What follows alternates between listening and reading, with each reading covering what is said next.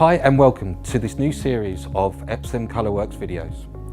My name is Adam Samuel. I am the product manager for Epson Colour Label printers.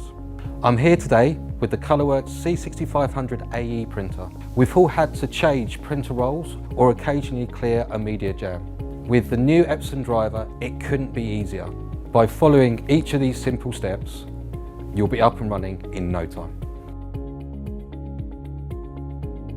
When a paper jam occurs, you'll see this error message.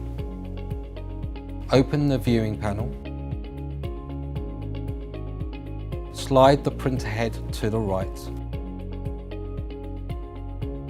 Open the back and raise the release lever. Remove the jam from the viewing panel and make a clean cut.